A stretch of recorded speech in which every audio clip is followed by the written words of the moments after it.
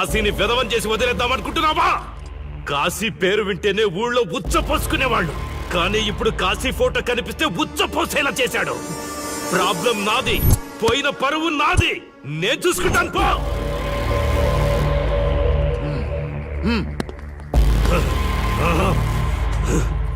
చైత్ర, స్టేషన్కి వెళ్ళొస్తాను. Okay daddy. ఇదేం ఇల్లండి, బూత్ బంగ్లాలా ఉంది, అసలు కళగానే లేదు.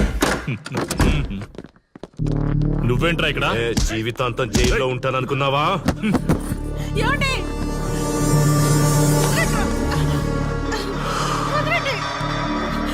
నీ ఇంట్లో అసలు అందమే లేదురా. రాయ్, ఏంట్రా వాగుతున్నావు? డాడీ చైత్ర, డాడీని వదలండి, వదలండి. ఒక్క నిమిషం ముందు అబద్ధం చెప్పాన్రా. అందమంతా నీ ఇంట్లోనే ఉంది. ఎవరికెంత కసుందో తీర్చుకొని వచ్చేయండి.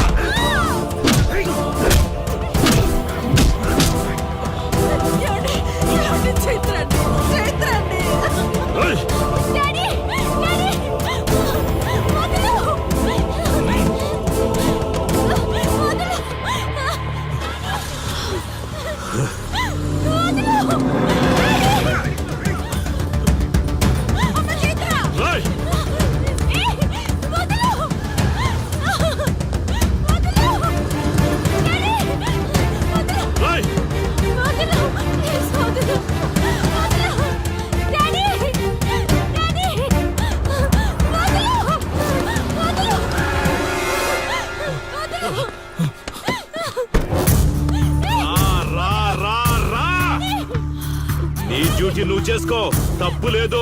నా పెళ్ళాం కేసులో వేలు పెట్టి నా గురించి తెలుసుకోకుండా ఈ ఊర్లో అడుగు పెట్టి నేనంటే భయపడే ఈ జనం ముందు నా మీద చెయ్యి వేశావు, అది తప్పు. చూడు చూడు, నువ్వేం పోలీసోడివిరా? కిలోమీటర్ పరిగెత్తేసరికి ఒంట్లో ఓపిక చచ్చిపోయిందా?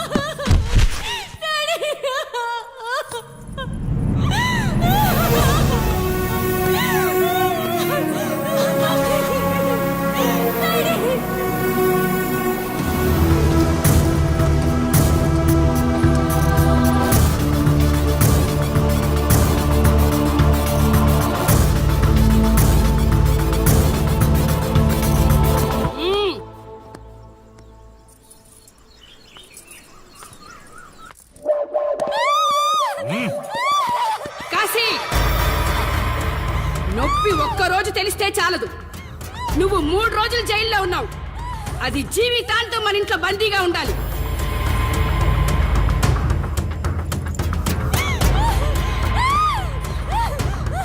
కట్రా తాళి. ఎక్కడికి పోతావే?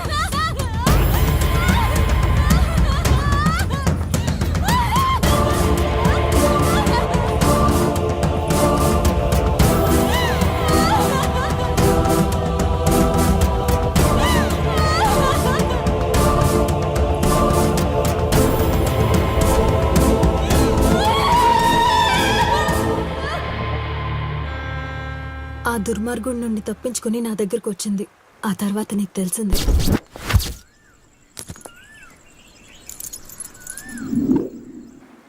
ఇంతకీ ఏ ఊరన్నావు? అదేదో పార్వతీపురం దగ్గర నర్సీపురం అటబా, అంతేనా? ఒరే శర్మ గారు, ప్రయాణానికి సిద్ధం చేయరా.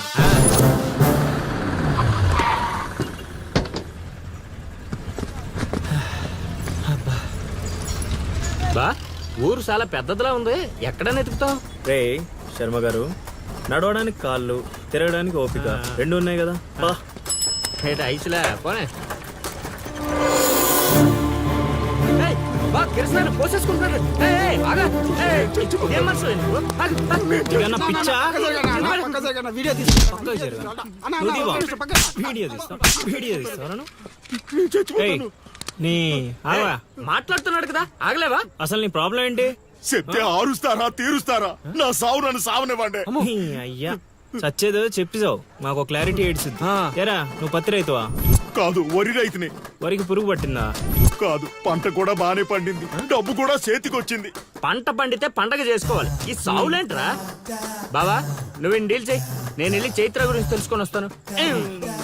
ఇప్పుడు చెప్పు అంకుల్ ఏంటి నీ ప్రాబ్లం? నేను ఇడికాడ అప్పు తీసుకున్నాను. డబ్బులు వచ్చా అన్నావు కదా ఇచ్చేయి. ఇచ్చేద్దామని నేను అనుకున్నాను. ఆడసలు పుచ్చుకోనే లేదు. ఎందుకు వడ్డీ ఎక్కువైందా? వడ్డీ వాడు పక్కన ఉంచే. ఆడ అసలే వద్దన్నాడు. మంచిదేగా డబ్బులు మిగిలాయి. ఏటి మిగిలేది? సిక్కంతా ఇక్కడే ఉంది. ఊరు అమ్మోరు పండుగ మొదలై 3 రోజులు అయింది. అయితే ఏటైతే ఆడి దగ్గర అప్పు తీసుకున్న వాళ్ళందరి ఇంటి ముందుని రోజుకు ఒక డ్రామా వేస్తున్నాడు. అదిగో టెంట్ కూడా రెడీ అయిపోయినది. టెంట్ వేస్తే అది నీకు టెంట్ లాగా ఉందా? నాకు పాళ్ళలాగా ఉంది. ఆ? అర్థం కాలేదా? రా చూద్దుగానే. అదిగో చూడు. ఇదిగో ఇది పరిస్థితి. నేను నీడి ఇంటి ముందు వేసినారు, ఇవాళ నా ఇంటి ముందు వేస్తున్నారు. ఏవే ఆ కిరసనాయిల డబ్బా అటుకురా. ఎవడరా బాబు జనాలు సావక ముందనే సమాధులు ఎక్కిస్తున్నాడు. ఎందరెందరో మహానుభావులను పొట్టన పెట్టుకున్నావు శ్మశానమా, నీకు ఇసుమంత అయినను జాలి లేదా? ఎన్నో ఏండ్లు గతించిపోయినవి కానీ ఈ శ్మశాన స్థలిన్ కన్నులు మొచ్చిన మందభాగ్యుడు ఒక్కడైనను లేచిరాడు. ఎన్నాళ్ళ ఆహా హార్మోనియం పద్యం రక్తి కట్టే సమయంలో దగ్గి డిస్టర్బ్ చేసావు కదరా ఎద్దవ్వా. వంకెతకలేనమ్మా డొంకెట్టుకు ఎలాడిందట. పద్యం మర్చిపోయినని ఒప్పుకోవచ్చు కదా. సాంఘిక నాటకాల హీరోయిన్. ఇంత గొప్ప హరిశ్చంద్ర నాటకములో నా పక్క చంద్రమతి వేషమంటే మాటలా? నాకే కౌంటరా? పద్మశ్రీ అయ్యగారు తాళాల దగ్గర ఇచ్చమంటారా? టైం కాదురా, నే చెప్తాగా. ముందా మంచినీళ్లు గొంతు శృతి చేసుకోవాలి. గురుగారు యాదవ సేతురం కాకపోతే రిహార్సల్స్ కూడా ఈ గెటప్లు ఏంటండి? ఒరే హార్మోనిస్టు, వేషం పడకపోతే పద్యానికి గొంతు పెగలదురా. మొదలెట్టండి.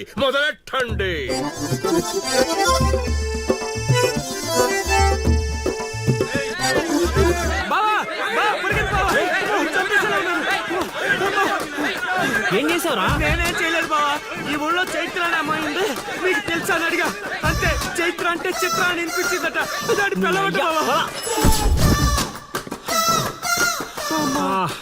సరే శర్మగా నీ ఎంత పని చేశారా? చైత్రాన్ని చిత్ర అనుకుంటేనే 10 కిలోమీటర్లు పరిగెత్తించారు బావా.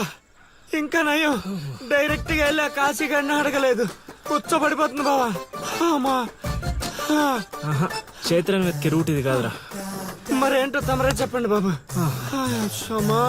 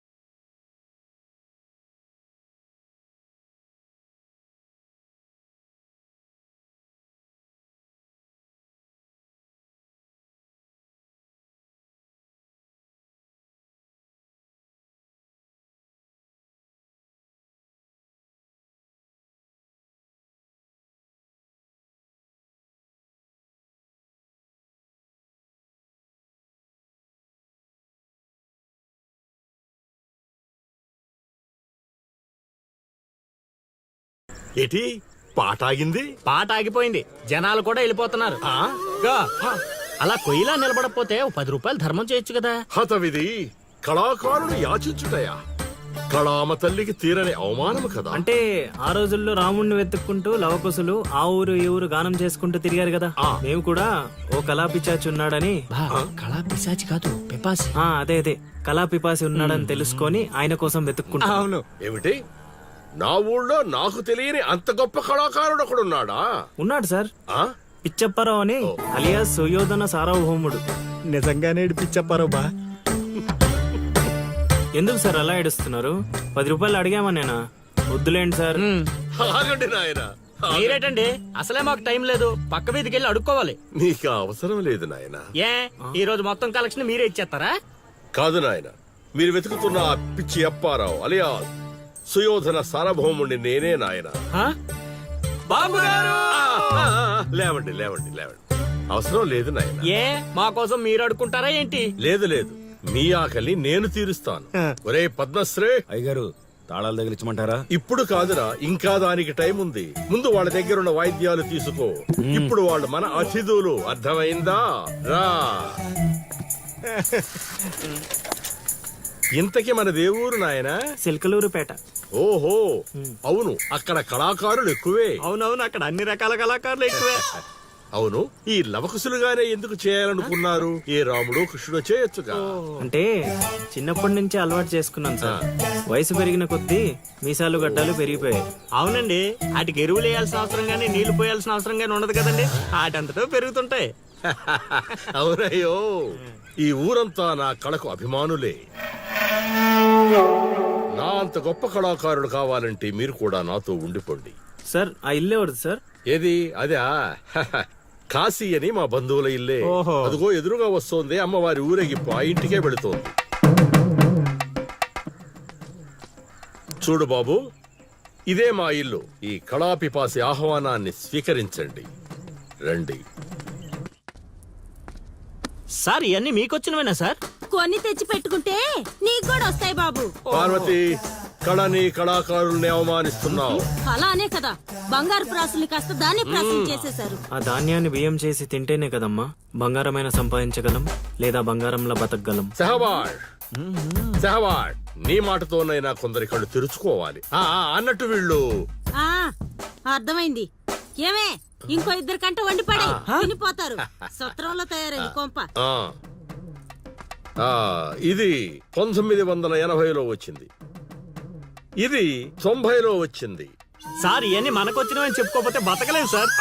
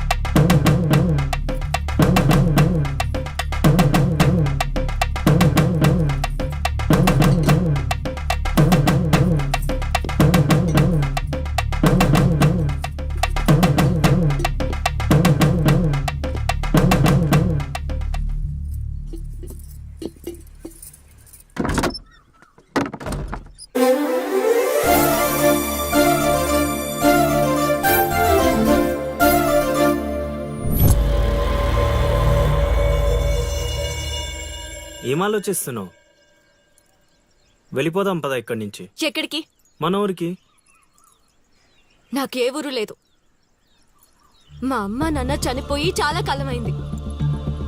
నేను ఒంటరి. అయినా నన్ను రమ్మడానికి నువ్వెవరు? అదేంటి అలా మాట్లాడుతున్నావు? నీకేమన్నా పిచ్చా? పద వెళ్దాం. ఒక్కసారి చెప్తే అర్థం కాదా? అయినా నీకు నాకు ఏంటి సంబంధం? ఏంటి సంబంధమా? ఒంటరి అన్నావు కదా, అదే ఒంటరిగా ఉన్నప్పుడు నీ మనసును అడుగు. నేను నిన్నెంత ప్రేమిస్తున్నానో నువ్వు నన్ను అంతే ప్రేమిస్తున్నావు అని అదే చెప్తుంది. నేను నీకు చెప్పానా? అయినా నువ్వే గాలికి తిరుగుతావు. ఎప్పుడు ఎలా ఉంటావో నీకే తెలీదు. అటువంటిది నిన్ను నమ్మి ఎలా రమ్మంటావు? అయినా వాడు నన్ను కొట్టుకుంటూ తీసుకొచ్చాడు. ఆ రోజు నువ్వు చూస్తూ ఉండిపోయావు. నిన్నేమనాలి? అదా నీ ప్రాబ్లం? ఈ మాత్రం కన్ఫర్మేషన్ చాలు నేను ఫిక్స్ అవ్వడానికి. అయినా నేను ప్రేమించిన అమ్మాయికి పెళ్ళై ఉండాలని మా గురుగారు ఎప్పుడో చెప్పారు. ఆనందం వస్తే స్టెప్ లేకుండా ఏడ్చి కూర్చుంటారా? ఇప్పుడు చెప్తున్నా విను. తెలియకుండా తీసుకెళ్ళిపోవడం, చెప్పకుండా లేపుకెళ్ళిపోవడం కష్టం కాదు, నాకు ఇష్టం లేదు. తీసుకెళ్ళను లేపుకెళ్ళను అన్నానని నువ్వు దేనికి ఫిక్స్ అవ్వకు. ఎందుకంటే నా మాటకి నేనే ఫిక్స్ అవను. 24/7 ఎప్పుడైనా వస్తా. కొంచెం రెడీగా ఉండే.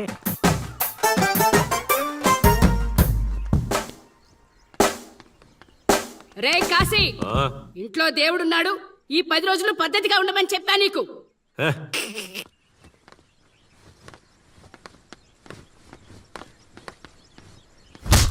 రేయ్, రేయ్, రేయ్, ఇవ్వడ్రాది, రేయ్. ఇవ్వడ్రాది, రేయ్.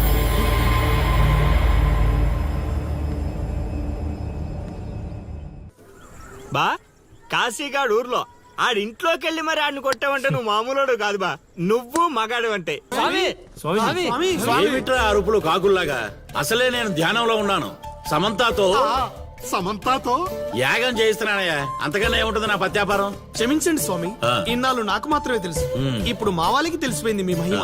అవును స్వామి, అందుకే ఆనందాన్ని మీతో పంచుకుందామని వచ్చా. ఆనందాన్ని తర్వాత పంచొచ్చు, ముందు ఆ స్వీట్లు పంచు మామా. తీసుకోండి స్వామి. మీరు చెప్పినట్టు నా లవర్ది కన్యారాసే స్వామి. ఇదేంటి నా పత్యాపారం ఎలా జరిగింది? వీడిని మానసికంగా కొట్టాలనుకుంటే మరింత ఉత్సాహంతో ఊపుకుంటూ వచ్చాడు. ఏం ఆలోచిస్తున్నారు స్వామి? ఒక్క రాసే కదరా కలిసింది. ఇప్పుడు చూడు, భూమి బక్రించేసి నేలను నాకించేస్తాన్రా. నీ తలరాత నేను మారుద్దాం అనుకున్నా. నాకన్నా ముందే రాసిన నీ విధిరాత చాలా స్ట్రాంగ్ గా ఉంది నాయన. నువ్వు ప్రేమించిన అమ్మాయి కన్యారాశిలో పుట్టిన కన్య అయినా సుమంగిలైతే కదా నీ సొంతం అయ్యేది. అర్థం కాలేదు స్వామి. అర్థం కాపోవటానికి ఏముంది నా పత్యాపారం? ఆ కన్య నీది కావాలంటే నీకన్నా ముందే వేరొకరితో కళ్యాణం జరిగితేనే అది నీదవుతుంది. ఇంకో దారి లేదా స్వామి? ఈ దారి కాకపోతే ఇంకో దారి వెతుక్కోవటానికి ఇదేమన్నా గూగుల్ మ్యాపా నాయన? దరిద్రం. ఇక అంతా పత్యాపారమే. పర్లేదు స్వామి, 100కి 35 మార్కులతో పాస్ అయ్యే బ్యాచ్ నేను. ఆల్రెడీ మీరు చెప్పిన రెండిట్లో ఓ దాంట్లో పాస్ అయిపోయాను కదా. అంటే 35కి ఇంకో 15 కలుపుకొని 50 వచ్చినట్టే కదా. ఆ అమ్మాయి నీ హైట్ కన్నా 5 సెంటీమీటర్లు తక్కువ ఉంటుంది. అవును స్వామి. నీ వెయిట్ కన్నా 5 కిలోలు తక్కువ ఉంటుంది. అవునా? తెలియదు స్వామి. సరే, నీ కోసం ఇంకొకటి అడుగుతాను, చెప్పు. ఆ అమ్మాయి ఎప్పుడు డల్గా ఏదో కోల్పోయినట్టు ఉంటుంది కదా? మీకెలా తెలుసు స్వామి? నేను అడిగిన రెండింటిలో నీ దగ్గర ఒక్కదానికే సమాధానం ఉంది. అందుకే చెప్తున్నాను. నువ్వు ఇలా మాట్లాడితే ఆ అమ్మాయిని రాహువు శిక్షిస్తాడు. నేను రక్షిస్తాను. దరిద్రానికి దుమ్ము దులిపి ఫ్రేమ్ కట్టి పూజ గదిలో పెట్టుకుంటానంటున్నావు. ఇక అంతా పత్యాపారమే. ఏదేమైనా స్వామి, వదిలే ప్రసక్తే లేదు. ప్రాణం పోయినా కూడా వదలవా? నేను పోయినా పర్లేదు స్వామి. నేను చెప్పింది నీ గురించి కాదు, అమ్మాయి గురించి. స్వామి, నిజమే నాయనా. నీరు పల్లానికి చేరుతుంది. నీ ప్రేమతో ఆ పిల్ల ప్రాణాలు పంచభూతాల్లో కలిసిపోతాయి. ఇక అంతా పత్యాపారమే. అవన్నీ ఇక్కడ పెట్టి బయలుదేరండి. నమస్కారం. నన్ను దీవించండి స్వామి. అతి వినయం దూర్త లక్షణం. ఒరే సీనుగా, నీకు ప్రేమ కావాలి, నాకు నీతో పగ తీరాలి. అందుకే ప్రేమతో కొడతాన్రా. ఇక అంతా పత్యాపారమే. ఓం నమ శివాయ. ఆడుబా, ఆడకుండా ఆలోచిస్తున్నావేంటి? ఇంకేం ఆలోచిస్తాడ్రా? ఆ చైత్ర గురించి ఆలోచిస్తుంటాడు. ఆహా, అంత ఆలోచన ఎందుకు బా దాని గురించి? ఎట్లే వెళ్తున్నారా కోటిపల్లె? కోతులు ఎదురొచ్చాయిగా, ఎక్కడికైనా వెళ్ళాలి.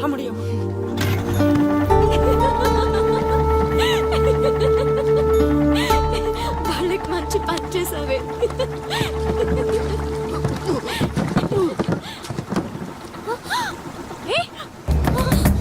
ఏమైంది అతనికి? Oh my God!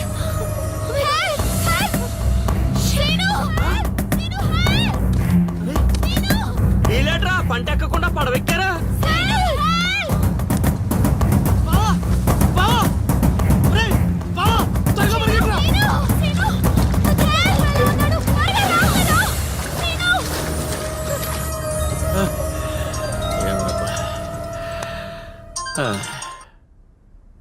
గురుగారు, చెప్పు నాయనా.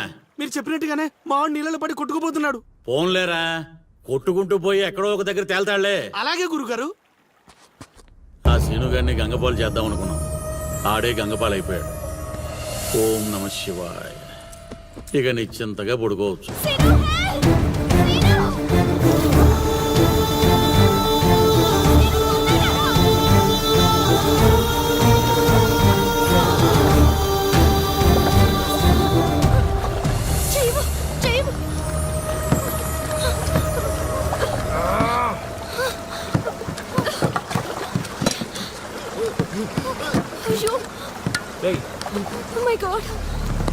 చెయ్యి చూడు.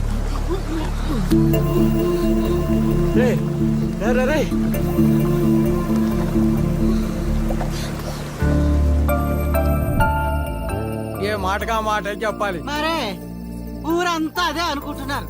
వాడు బాధ్యత తీసుకుంటే ఎంత రిస్క్ చేస్తాడు పెదవ.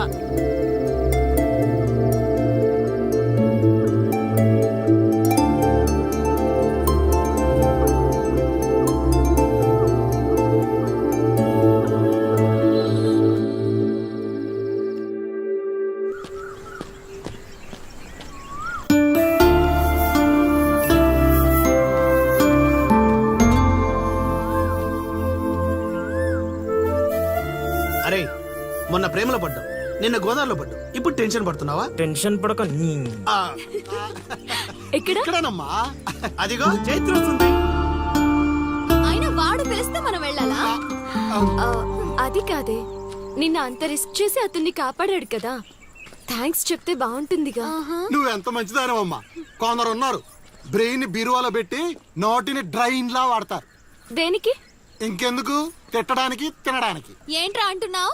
నువ్వు విన్నావుగా, నేను అన్నది అదే. పదని థ్యాంక్స్ సీను. యాక్చువల్లీ నేనే నీకు థ్యాంక్స్ చెప్పాలి పిలవగానే వచ్చినందుకు.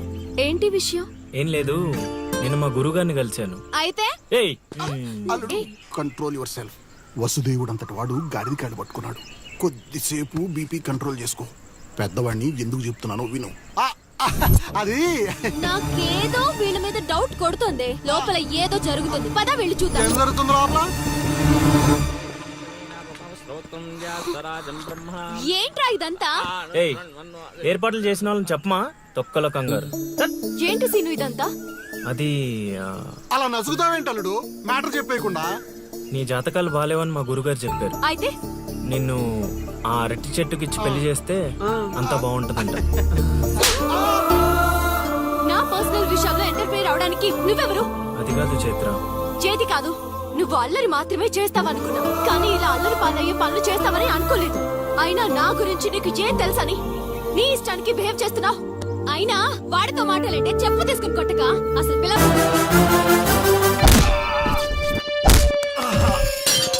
సార్ సార్ సార్, మీరు చాలా రిస్క్ చేస్తున్నారు సార్.